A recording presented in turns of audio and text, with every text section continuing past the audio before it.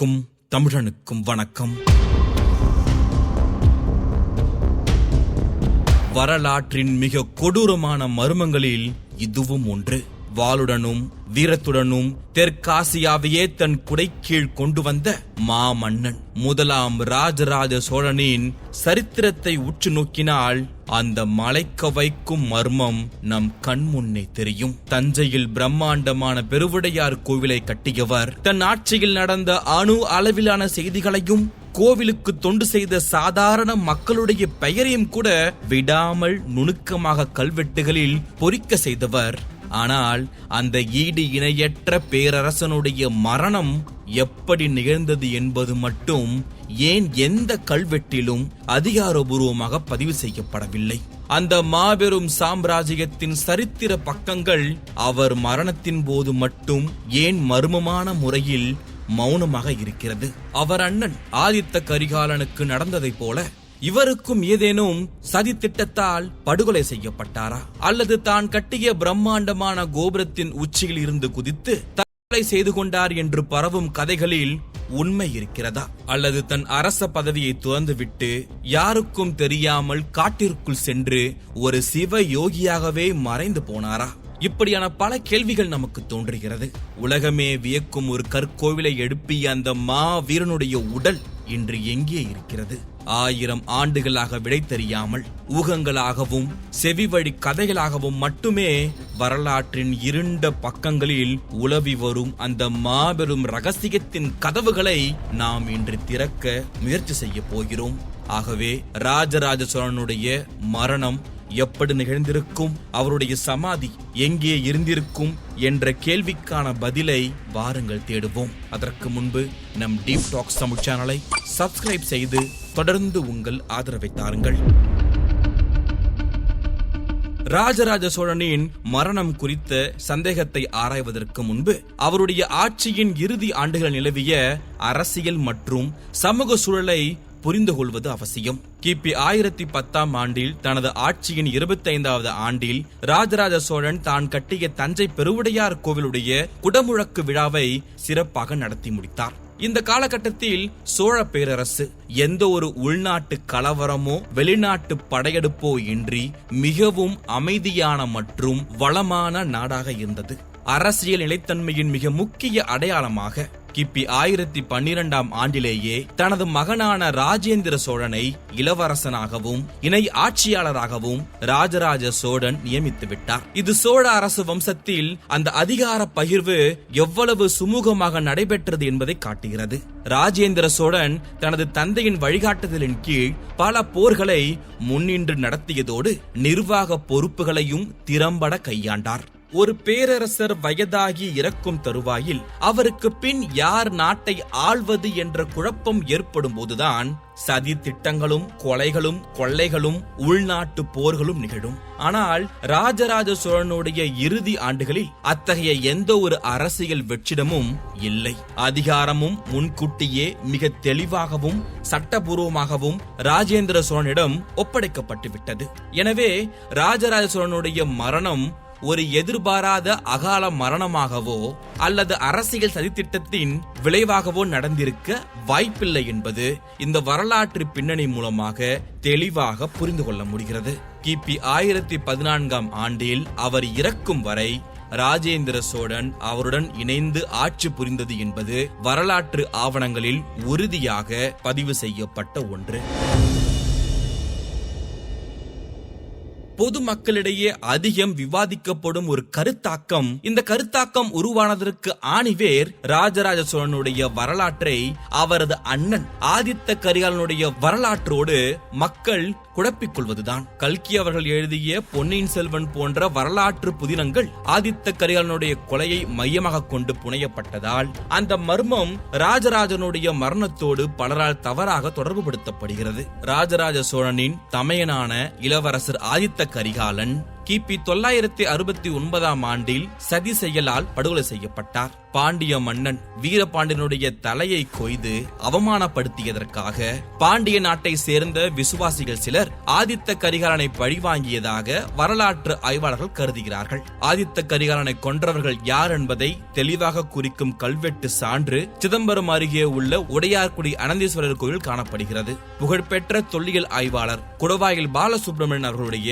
விரிவான ஆய்வின்படி அந்த கல்வெட்டு ஆதித்த கரிகாலனை கொன்ற சதிகாரர்களான சோமன் மற்றும் அவனுடைய தம்பி ரவிதாசனான பஞ்சவன் பிரம்மாதிராயன் மற்றும் அவனுடைய தம்பி பரமேஸ்வரனான இருமுடிச்சோழ பிரம்மாதிராயன், இந்த மூவர், இவர்கள் மூவரும் பாண்டிய நாட்டு மற்றும் சோழ நாட்டு அரச பதவிகளில் இருந்த அந்தணர்கள் ஆவார்கள். இந்த கல்வெட்டு ராஜராஜனுடைய ஆட்சி காலத்தில் இந்த சதிகாரர்களுடைய சொத்துக்கள் பறிமுதல் செய்யப்பட்டதை பதிவு செய்கிறது. ஆக ஆதித்த கரிகாலன் கொலையுண்டது என்பது வரலாற்று உண்மை. அதற்கான கல்வெட்டு சான்றுகளும் குற்றவாளியின் பெயர்களும் தெளிவாக இருக்கிறது. ஆனால் ராஜராஜ சோழன் கொலை உண்டார் என்பதற்கு ஒரு சிறு கல்வெட்டு சான்றோ இலக்கிய குறிப்பு கூட கிடையாது. ஒரு பேரரசன் படுகொலை செய்யப்பட்டிருந்தால் அவனது மகனான மாவீரன் ராஜேந்திர சோழன் மாபெரும் பழிவாங்கும் படலத்தையே அரங்கேற்றியிருப்பார். ஆனால் அதற்கான எந்த பதிவும் சோழர் வரலாற்றில் இல்லை. எனவே ராஜராஜ சோழன் கொலையுண்டார் என்பது முற்றிலும் தவறான வரலாற்று ஆதாரமற்ற ஒரு கற்பனை. அடுத்து ராஜராஜ சோழனை பற்றி நிலவும் மற்றொரு பிரபலமான கட்டுக்கதை. அவர் தான் கட்டிய தஞ்சை பெரிய கோவிலுடைய விமானம் அல்லது கோபுரத்தில் இருந்து தவறி விழுந்து இறந்து விட்டார் அல்லது தற்கொலை செய்து கொண்டார் என்பது. ஏன் இந்த கட்டுக்கதை பிரபலமானது தெரியுமா? சில செவிவழி செய்திகள் வழியாக ராஜராஜ சோழன் தான் நடத்திய போர்களினால் ஏற்பட்ட உயிரிழப்புகள் குறித்த மன உளைச்சலால் குற்ற உணர்ச்சியால் கோபுரத்திலிருந்து குதித்து செய்து கொண்டார் என்று கூறுகிறார்கள். மேலும் சில வாதங்கள் அவருக்கு தீர்க்க முடியாத ஒரு நோய் இருந்ததாகவும் அதன் காரணமாக அவர் உயிரை மாய்த்துக் கொண்டார் என்றெல்லாம் கூறுகிறார்கள். இதையெல்லாம் தாண்டி தஞ்சை பெரிய கோவிலுக்கு ஒரு சாபம் இருப்பதாகவும் எந்த ஒரு அரசியல்வாதியோ அல்லது ஆட்சியாளரோ கோவிலுடைய அந்த பிரதானமான நுழைவாயில் வழியாக உள்ளே நுழைந்தால் அவர்கள் பதவியை இழப்பார்கள் அல்லது அவர்களுக்கு தீங்கு நேரிடும் என்று ஒரு ஆழமான மூட நம்பிக்கை என்றும் தமிழக அரசியலில் நிலவுகிறது. அதற்கு காரணம் அந்த கோவிலுக்குள்ளே மாவீரன் ராஜாதிராஜன் ராஜராஜ சோழன் கொலை செய்து கொண்டதால் தான் அவருடைய சாபம் இருக்கிறது என்கின்ற கட்டுக்கதையும் என்று வர இருக்கிறது. ஆனால் இப்படியான இந்த கட்டுக்கதை கொலை அல்லது விபத்து என்கின்ற இந்த வாதத்தை வரலாற்று ஆய்வாளர்கள் தவறு என்று சொல்கிறார்கள். ஏனென்றால் அந்த கால முரண்பாட்டை நாம் பார்க்க வேண்டும். தஞ்சை பெருவுடையார் கோவில் கிபி 1010 ஆண்டு கட்டி முடிக்கப்பட்டு குடமுழக்கு செய்யப்பட்டது. ஆனால் ராஜராஜ சோழன் கிபி 1014 ஆண்டு வரை உயிரோடு இருந்து ஆட்சி செய்துள்ளார். கோவில் கட்டி முடிக்கப்பட்டு 4 ஆண்டுகள் கழித்தே அவர் காலமானார். எனவே கட்டுமான பணியின் போதோ அல்லது கோவில் முடிந்த கையோடோ அவர் கோபுரத்தில் இருந்து விழுந்து இறந்தார் என்பது கால ரீதியாக ஆண்டு ரீதியாக சாத்தியமற்றது, தவறானது. அடுத்து அவருக்கு தீராத நோய் இருந்ததற்கான எந்த ஒரு ஆதாரமும் இல்லை. தஞ்சை பெரிய கோவிலுடைய அந்த கருவறை பிரகாரத்தில் உள்ள சோழர் காலத்து சுவரோவியங்களில் ராஜராஜ சோழன் தனது மனைவியர் மற்றும் உறவினர்களோடு இணைந்து சிவனை வழிபடும் அந்த காட்சிகள் மகிழ்ச்சியாகவும் பக்தி பரவசத்தோடு வழிபடும் காட்சிகள் மிக தெளிவாக தீட்டப்பட்டுள்ளது. ஆகவே ஆய்வாளர்கள் இந்த ஓவியத்தை ஆவணப்படுத்தி ஒரு நோயாளி அல்லது மன உளைச்சலில் உள்ள அரசனுடைய சித்திரமாக அது இல்லை என்று அடித்து சொல்கிறார்கள். இதையெல்லாம் தாண்டி சோழர்களுடைய கல்வெட்டுகள் மிகவும் துல்லியமானவை. அரசனுடைய மரணம் ஒரு விபத்தாகவோ அல்லது தற்கொலையாகவோ இருந்திருந்தால் அது மறைமுகமாக கூட கல்வெட்டுகளில் அல்லது இலக்கியங்களில் பதிவு செய்யப்பட்டிருக்கும். ஆனால் அத்தகைய எந்த ஒரு குறிப்பும் இல்லை. ஆகவே ராஜராஜ சோழன் கோபுரத்திலிருந்து விழுந்து இறந்தார் என்பது மாபெரும் அரசனுக்கு ஒரு பிரம்மாண்டமான கல்லறை இல்லையே என்ற ஏக்கத்தினால் பிற்காலத்தில் மக்களால் உருவாக்கப்பட்ட ஒரு செவிவழி கதையே தவிர அதில் கடுகளவும் வரலாற்று உண்மையில்லை. அப்படியானால் ராஜராஜ சோழன் எப்படி இறந்தார்? கிடைக்கும் கல்வெட்டு சான்றுகள் அடிப்படையில் அவரது இறுதி நாட்கள் மிகவும் அமைதியானதாகவும் ஆன்மீகம் சார்ந்ததாகவும் இருந்துள்ளது என்பதை வரலாற்று ஆய்வாளர்கள் சொல்கிறார்கள். எப்படி தெரியுமா? கிபி 1013ஆம் ஆண்டில் இறுதியில், அதாவது அவர் இறப்பதற்கு சில மாதங்களுக்கு முன்பு, ராஜராஜ சோழனும் அவரது பட்டத்து ராணியான லோகமகா தேவியும் திருவிசநல்லூர், அதாவது தற்போது கும்பகோணம் அருகே உள்ள ஒரு கிராமம், அங்கே உள்ள சிவபெருமான் கோவிலில் 2 மாபெரும் வேத சடங்குகளை அவர் செய்ததாக எழுதப்பட்ட கல்வெட்டு சான்று இருக்கிறது. தங்கத்தால் செய்யப்பட்ட ஒரு பசுவின் உருவத்திற்குள் நுழைந்து வெளியே வரும் ஒரு சடங்கு. இது ஒரு மனிதன் தனது பழைய பிறவியில் இருந்து விடுபட்டு புதிய தூய்மையான பிறவி எடுப்பதை குறிக்கும் ஒரு சடங்கு. அடுத்து தனது எடைக்கு நிகரான தங்கம் அல்லது நவரத்தினங்களை இறைவனுக்கு காணிக்கையாக அளிக்கும் சடங்கு.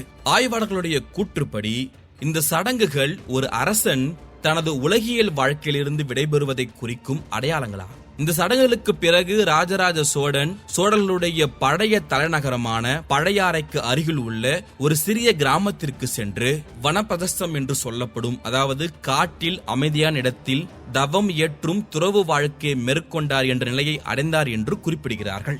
ராஜராஜன் தனது அரச பதவியின் சுமைகளை தனது மகன் ராஜேந்திர சோழனிடம் முழுமையாக ஒப்படைத்துவிட்டு தனது வாழ்நாளின் இறுதி நாட்களை ஒரு சிவ யோகியாக, துறவியாக கழித்தார் என்பதே வரலாற்று ரீதியாக மிகவும் ஏற்றுக்கொள்ளப்பட்ட ஒரு உண்மை. கிபி 1014ஆம் ஆண்டில் தொடக்கத்தில் அவர் வயது மூப்பின் காரணமாக ஒரு இயற்கையான மரணத்தையே தழுவியிருப்பார். கிபி 1015ஆம் ஆண்டில் ராஜேந்திர சோழன் தனது தந்தைக்காக வருடாந்திர நீத்தார் கடன்களை செய்ததாக கல்வெட்டுகள் கூறுவது அவர் முந்தைய ஆண்டிலேயே இறந்துவிட்டதை உறுதிப்படுத்துகிறது. ராஜராஜ சோழன் இயற்கையாக மரணமடைந்தார் என்றால் அவரது உடல் எரிக்கப்பட்டதா அல்லது புதைக்கப்பட்டதா? அவரது சமாதி எங்கே உள்ளது? இந்த கேள்விகளுக்கான விடையை தேடும்போது சோழர் காலத்தின் பள்ளிப்படையை பற்றி, அந்த மரபை பற்றி புரிந்து கொள்வது அவசியமாகிறது. பள்ளிப்படை என்பது இறந்த மன்னர்கள், அரச குடும்பத்தினர் அல்லது சிறந்த துறவிகளுடைய உடல்களை புதைத்து அந்த இடத்தின் மேல் எழுப்பப்படும் ஒரு சிவ ஆலயமாகும். 10ஆம் மற்றும் 11ஆம் நூற்றாண்டுகளில் சோழர்களிடையே இறந்த மன்னர்களை புதைத்து அவர்கள் நினைவாக பள்ளிப்படை எழுப்பும் வழக்கம் பரவலாக இருந்தது. ஆதித்த சோழனுக்கு தொண்டைமானூற்றில் 1ஆம் பராந்தக சோழன் பள்ளிப்படை கட்டியுள்ளார். அரிஞ்சய சோழனுக்கு மேல்பாடியில் நம் ராஜராஜ சோழனே ஒரு பள்ளிப்படையை கட்டியுள்ளார். அவ்வளவு ஏன், பஞ்சவன் மாதேவிக்கு பட்டீஸ்வரத்தில் பள்ளிப்படை உள்ளது. பொதுவாகவே இறந்தவர்களுடைய உடல்கள் தகனம் செய்யப்படும். ஆனால் ஏன் அரசர்களுடைய உடல்கள் புதைக்கப்பட்டது? இதற்கான விடை 7ஆம் நூற்றாண்டில் திருமூலரால் எழுதப்பட்ட திருமந்திரம் பதிலை தருகிறது. திருமந்திரத்தின்படி ஒரு நபர் தனது வாழ்நாளில் சிவதீட்சை பெற்றிருந்தால் அவரது மரணத்திற்கு பிறகு அவரது உடலை எரிக்கக்கூடாது, மாறாக புதைக்க வேண்டும். திருமூலர் அந்த உடலை எவ்வாறு அடக்கம் செய்ய வேண்டும், அதன் மேல் எவ்வாறு லிங்கத்தை நிறுவ வேண்டும் என்பதை மிக தெளிவாக விளக்குகிறார். அவ்வாறு எழுதப்படும் சமாதி குகை என்று அழைக்கப்படும். அங்கு அடக்கம் செய்யப்பட்டவரை கடவுளாகவே பாவித்து நித்திய பூஜைகள் செய்ய வேண்டும்.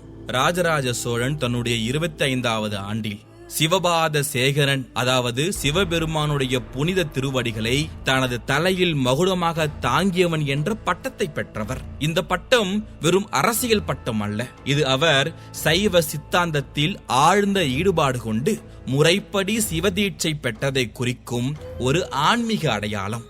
எனவே திருமந்திர ஆகம விதிகளின்படி சிவதீட்சை பெற்ற ராஜராஜ சோழன் இறந்த பிறகு அவரது உடல் புதைக்கப்பட்டு அதன் மேல் ஒரு சிவலிங்கம் நிறுவப்பட்டு பள்ளிப்படை கோவில் அமைக்கப்பட்டிருக்க வேண்டும் என்பது வரலாற்று மற்றும் சமய கோட்பாடுகளுடைய அடிப்படையில் 100க்கு 100% உறுதியான ஒன்று. ஆக ராஜராஜ சோழனுடைய அந்த சமாதி, அந்த பள்ளிப்படை எங்குள்ளது என்பதற்கான தேடலில் தொல்லியல் ஆய்வாளர்களை காந்தம் போல் ஈர்த்த கிராமம்தான் கும்பகோணத்தில் இருந்து சுமார் 6 கிலோமீட்டர் தொலைவில் அமைந்துள்ள உடையாளூர். உடையாளூர் கிராமத்தில் உள்ள கைலாசநாதர் கோவிலில் 1927ஆம் ஆண்டு தொல்லியல் துறையினரால் கல்வெட்டு படியெடுக்கப்பட்டு இந்த கல்வெட்டுகள் மிகவும் ஆச்சரியமிடும் தகவல்களை தாங்கி நின்றது. சோழர் காலத்தில் இந்த ஊரின் பெயர் சிவபாத சேகர மங்கலம். மாமன்னன் ராஜராஜனுடைய பட்டப்பெயரான சிவபாத சேகரன் என்ற பெயரிலேயே இந்த ஊர் அறியப்பட்டது. இந்த கல்வெட்டுகள் இந்த கிராமத்தை மகேஸ்வர ஸ்தானம் என்று குறிப்பிடுகிறது, அதாவது சிவ பக்தர்களுடைய இருப்பிடம். தமிழக கல்வெட்டுகளில் வேறெங்கும் காணப்படாத ஒரு சிறப்பு பெயர். பாசுபத சைவ துறவிகள் இந்த ஊரில் வாழ்ந்ததை குறிக்கிறது. மாமன்னனுடைய சமாதியை பராமரிப்பதற்காகவே இந்த துறவிகள் இங்கு நியமிக்கப்பட்டிருக்கலாம் என்பது கல்வெட்டு நிபுணர் என் சேதுராமன் அவர்களுடைய வாதம். உடையாளூரில் உள்ள பால்குளத்தம்மன் கோவில் முன் மண்டபத்தில் உள்ள ஒரு வட்ட வடிவ தூணில் காணப்படும் ஒரு கல்வெட்டே ராஜராஜ சோழனுடைய மரணம் மற்றும் சமாதி குறித்த ஒரு முக்கிய தடயமாகும். இது முதலாம் குலோத்துங்க சோழன் 42வது ஆட்சி ஆண்டில், அதாவது கிபி 1112ஆம் ஆண்டில் வெட்டப்பட்ட கல்வெட்டு. இதுதான் அந்த கல்வெட்டு வாசகம். இதனுடைய பொருள் ஒரு சாதாரண மனிதரை குறிக்கும் வார்த்தைகள் அல்ல. ராஜராஜ சோழன் இறந்த பிறகு தெய்வமாக பாவிக்கப்பட்டு இந்த ஊரில் வழிபட்டார் என்பதை இது உணர்த்துகிறது.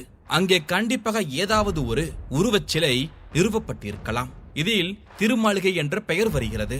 இதனுடைய நேரடி பொருள் புனிதமான அரண்மனை, இறந்த மன்னனுடைய ஆன்மா உறையும் இடமாக, அதாவது அவரது சமாதி அமைந்துள்ள பள்ளிப்படை கோவிலையே இது குறிக்கிறது.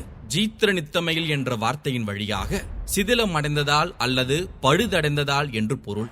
அதாவது ராஜராஜ சோழனுடைய திருமாளிகைக்கு முன்பிருந்த பெரிய திருமண்டபம் பழுதடைந்ததால் 3 பக்தர்கள் அதனை புதுப்பித்து கட்டினர் என்பதே இந்த கல்வெட்டு பதிவு கூறுகிறது. ஆக இந்த கல்வெட்டு சான்றுகள் மூலம் ராஜராஜ சோழன் இறந்த பிறகு அவரது உடல் உடையாளூர் கிராமத்தில், அதாவது சிவபாத சேகர மங்கலத்தில் புதைக்கப்பட்டு அதன் மீது ஒரு மாபெரும் பள்ளிப்படை கட்டப்பட்டது என்பது வரலாற்று ரீதியாக ஓரளவுக்கு புரிந்து கொள்ள முடிகிறது. உடையாளூரில் ராஜராஜ சோழனுடைய பள்ளிப்படை இருந்தது என்பது கல்வெட்டுகளால் உறுதி செய்யப்பட்டாலும் அந்த திருமாளிகை தற்பொழுது எங்கே உள்ளது என்ற கேள்வி பெரும் விவாதத்திற்கு உட்பட்டுள்ளது.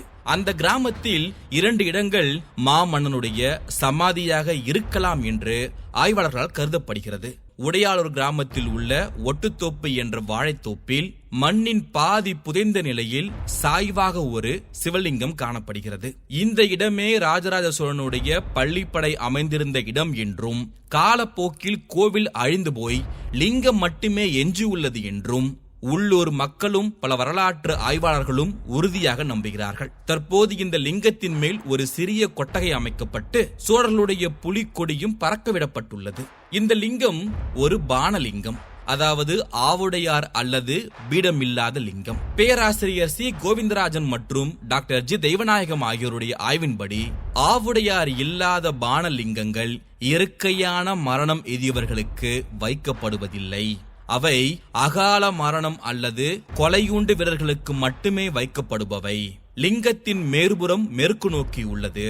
இது ஒரு வீரன் அகால மரணம் அடைந்ததை குறிக்கும் அடையாளமாகும்.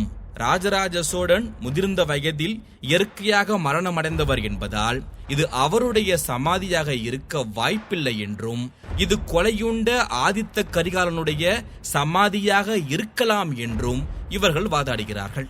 அடுத்து மற்றொரு வலுவான கோட்பாடு, உடையாளூரில் தற்போது பயன்பாட்டில் உள்ள கைலாசநாதர் கோவிலே ராஜராஜ சோழனுடைய உண்மையான பள்ளிப்படை அல்லது அதனுடைய நீட்சியாக இருக்கலாம் என்பது. இந்த கோவிலுடைய கருவறைக்கு வெளியே உள்ள சுவரில் ஒரு மிக சிறப்பான புடைப்பு சிற்பம் உள்ளது. அதில் ராஜராஜ சோழன் ஒரு துறவியின் கோலத்தில் சடை முடியுடன் ஒரு சிவலிங்கத்தின் முன் அமர்ந்து தவம் அல்லது பூஜை செய்யும் காட்சி வடிவமைக்கப்பட்டுள்ளது. இது சிவபாத சேகர அனுக்கிரக மூர்த்தி என்று அழைக்கப்படுகிறது. இது அவர் தன்னுடைய இறுதி நாட்களில் வனப்பிரதஸ்தம், அதாவது துறவு மேற்கொண்டார் என்று வரலாற்று தரவோடு மிக துல்லியமாக ஒத்து போகிறது. ஒரு பள்ளிப்படை கோவிலுடைய விமானம் சதுர வடிவில் இருக்க வேண்டும் என்றும் அதன் அடித்தளம் 9 தச்சு முழம் இருக்க வேண்டும் என்றும் ஆகம விதிகள் கூறுகிறது. உடையாளூர் கைலாசநாதர் கோவிலுடைய விமானம் இந்த அளவீடுகளை கொண்டிருப்பதாக சில ஆய்வாளர்கள் சொல்கிறார்கள். ஆகவே ராஜராஜ சோழனுடைய உடல் புதைக்கப்பட்ட உண்மையான இடம் கைலாசநாதர் கோவிலுடைய வளாகத்திற்கு உள்ளேயோ அல்லது அதனை சுற்றியுள்ள பகுதியிலேயோ இருக்க அதிக வாய்ப்புள்ளது. அந்த முழு கிராமமே சிவபாத சேகர மங்கலம், அதாவது அவருக்கான ஒரு மாபெரும் நினைவிடமாக செயல்பட்டுள்ளது என்பதை மறுக்க முடியாமல் நாம் சொல்லலாம். சரி, அடுத்த கேள்விக்கு வர, ஒரு மாபெரும் சக்கரவர்த்திக்கு எழுப்பப்பட்ட அந்த திருமாளிகை, அந்த பள்ளிப்படை, பிரம்மாண்ட சமாதி சோழ மன்னனுக்கு இல்லை. இதற்கான விடை 13ஆம் நூற்றாண்டு தமிழக அரசியலில், குறிப்பாக சோழர்களுக்கும் பாண்டியர்களுக்கும் இடையிலான பழிவாங்கும் வரலாற்றில் ஒளிந்திருக்கிறது. 3ஆம் குலோத்துங்க சோழனுடைய ஆட்சி காலத்தில் பாண்டிய நாடு சோழர்களால் கடுமையாக தாக்கப்பட்டது. மதுரையும் அதன் அரண்மனைகளும் சோழர்களால் இடிக்கப்பட்டது. அதற்கு பழிவாங்கும் நேரமாக பாண்டிய மன்னன் 1ஆம் மாறவர்மன் சுந்தரபாண்டியனுடைய காலத்தில் வந்தது. பலம் பொருந்திய மாறவர்மன் சுந்தரபாண்டியன் சோழ நாட்டின் மீது படையெடுத்து சோழர்களுடைய தலைநகரங்களான உறையூரையும் தஞ்சாவூரையும் தீக்கிரையாக்கினான். சோழ நாடு கொண்டான் என்ற பட்டத்தை சூட்டிக் கொண்டான். பண்டைய இந்திய போர்களில் எதிரி நாட்டு மன்னர்களுடைய அடையாளங்களை அழிப்பது என்பது ஒரு உளவியல் போர் முறை. சோழர்களுடைய பெருமையை முற்றிலும் அழித்தொழிக்கும் நோக்கத்துடன் சுந்தரபாண்டியன் சோழ மன்னர்களுடைய அரண்மனைகளையும் குறிப்பாக அவர்களுடைய மூதாதையர்கள் பள்ளிப்படைகளையும் குறிவைத்து இடித்து தரைமட்டமாக்கினான் என்று வரலாற்று ஆய்வாளர்கள் கருதுகிறார்கள். உடையாளூரில் கிபி 1112ஆம் ஆண்டிலேயே சிதிலம் அடைந்ததால் புதுப்பிக்கப்பட்டது என்ற கல்வெட்டு கூறும் நிலையில் ஒரு நூற்றாண்டு கழித்து நிகழ்ந்த சுந்தரபாண்டியனுடைய மூர்க்கதனமான தாக்குதலில் ராஜராஜ சோழனுடைய திருமாளிகை அந்த பள்ளிப்படை முற்றிலுமாக இடிக்கப்பட்டு தரைமட்டமாக்கப்பட்டிருக்க வேண்டும். பின்னாளில் அந்த இடுபாடுகளில் இருந்த கற்கள், தூண்கள் மற்றும் கல்வெட்டு பகுதிகள் அனைத்தும் அதே ஊரில் உள்ள பால்குளத்தம்மன் கோவில் மற்றும் ஒரு விஷ்ணு கோவில் ஆகியவற்றின் கட்டுமானத்திற்கு பயன்படுத்தப்பட்டுள்ளது. இதனால்தான் இன்று ராஜராஜ சோழனுடைய சமாதி ஒரு முழுமையான கட்டிடமாக இல்லாமல் வரலாற்று தடயங்களாக மட்டுமே எஞ்சியுள்ளது. இவருடைய சமாதி குறித்த விவாதம் வரலாற்று அறிஞர்களுடைய வட்டத்தை தாண்டி சமீப ஆண்டுகளில் நீதிமன்ற படியேறியுள்ளது. 2019ஆம் ஆண்டு உயர்நீதிமன்ற மதுரை கிளையில் ஒரு பொதுநல வழக்கு தொடரப்பட்டது. அதில் உடையாளூரில் உள்ளது உலகத்தையே ஆண்ட ராஜராஜ சோழனுடைய சமாதி என்றும் அது குப்பைகள் கொட்டப்பட்டு பராமரிப்பின்றி இருப்பதாகவும் குறிப்பிட்டு அந்த இடத்தை அகழ்வாய்வு செய்து வல்லபாய் பட்டேலுக்கும் சத்ரபதி சிவாஜிக்கு கட்டப்பட்டது போல ஒரு மாபெரும் மணிமண்டபம் கட்ட உத்தரவிட வேண்டும் என்று ஒரு பொதுநல வழக்கு தொடரப்பட்டது. நீதிமன்ற உத்தரவின் பேரில் ஒரு நிபுணர் குழு கள ஆய்வை மேற்கொண்டது.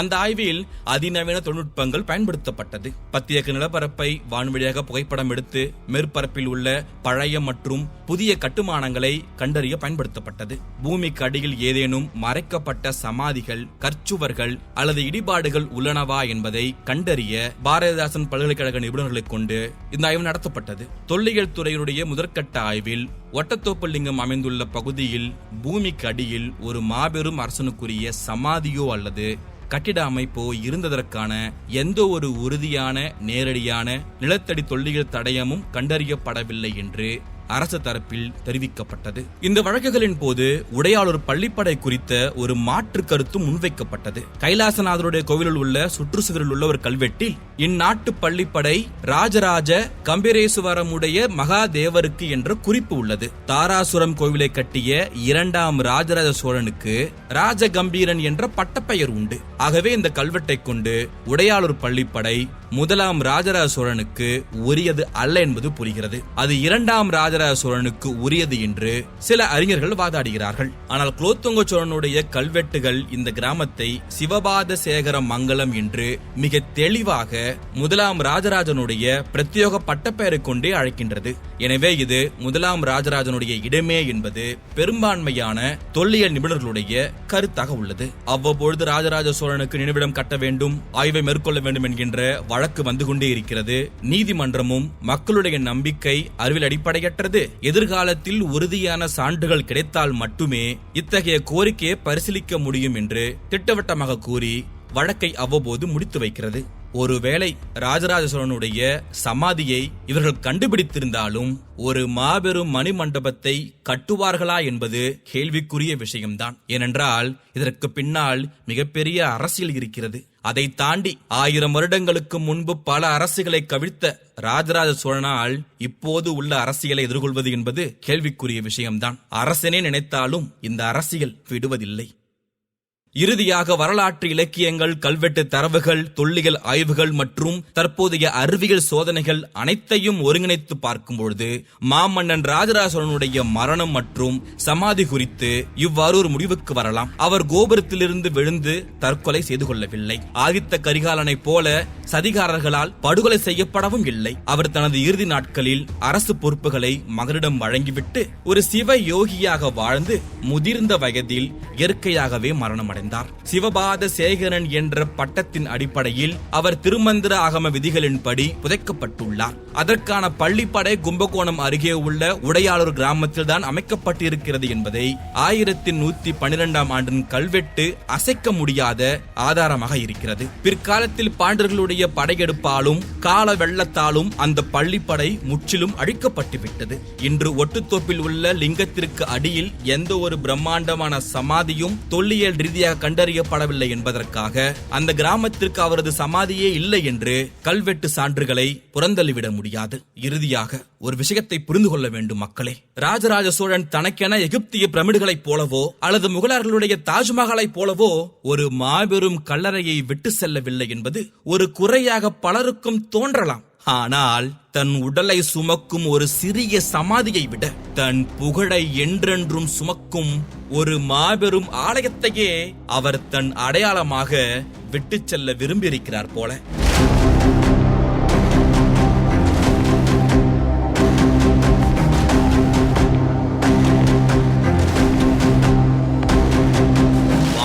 இருக்கும் தஞ்சை பெருவுடையார் கோவிலுடைய நிழல் இருக்கும் வரை அந்த மாமன்னனுக்கு ஒரு மணிமண்டபம் இல்லை என்ற குறை வரலாற்றில் ஒருபோதும் எழாது. கல்வெட்டுகளுடைய வரிகளிலும் தமிழர்களுடைய மனதிலும் எழுந்தருளி நின்ற அந்த மாமன்னனுடைய பயணம் எத்தனை வருடங்கள் சென்றாலும் கடந்து சென்று கொண்டே இருக்கும், பயணித்துக் கொண்டே இருக்கும்.